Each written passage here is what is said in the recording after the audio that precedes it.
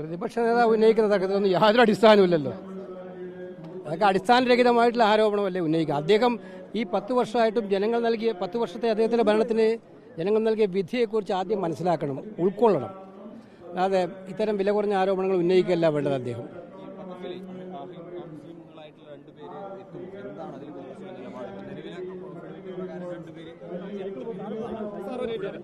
അല്ല, അത്തരം കാര്യങ്ങളൊക്കെ സംസ്ഥാന ഗവൺമെന്റുമായി ബന്ധപ്പെട്ടുള്ള ആളുകൾ പരിഹരിക്കുമെന്നാണ് ഞാൻ വിചാരിക്കുന്നത്.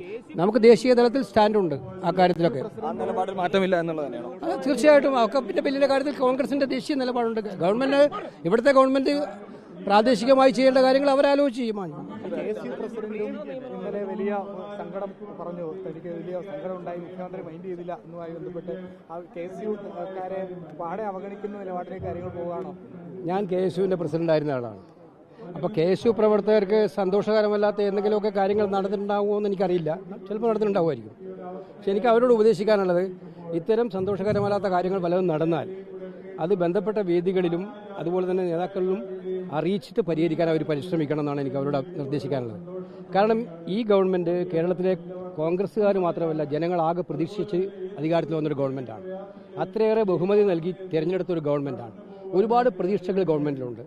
അപ്പോൾ അതിനിടയിൽ നമ്മുടെ ഭാഗത്തു നിന്ന് തന്നെ അലോസരങ്ങൾ ഉണ്ടാകുന്നതിനോട് ഞാൻ യോജിക്കുന്നില്ല. അവർക്ക് വിഷമങ്ങൾ ഉണ്ടാവും ചിലപ്പോൾ, അതിനകത്ത് അവർ ഞാനൊരു കുറ്റപ്പെടുന്നില്ല. ആ വിഷമങ്ങൾ പരിഹരിക്കാൻ പാർട്ടി ശ്രമിക്കും. പാർട്ടി ശ്രമിക്കും. അവരുടെ പ്രശ്നങ്ങളും പരാതികളും ഒക്കെ തന്നെ പരിശ്രമിക്കാൻ പാർട്ടി ശ്രമിക്കും, ഗവൺമെൻറ് ശ്രമിക്കും എന്ന് തന്നെയാണ് ഞാൻ വിചാരിക്കുന്നത്. അല്ല, ഞാൻ പറയുന്ന ഇത്തരം കാര്യങ്ങൾ നമ്മുടെ പാർട്ടി പ്രവർത്തകർക്ക് മനോവിഷമുണ്ടാക്കുന്ന കാര്യങ്ങൾ ആരും ചെയ്യുന്നതാണ് എൻ്റെ അഭിപ്രായം.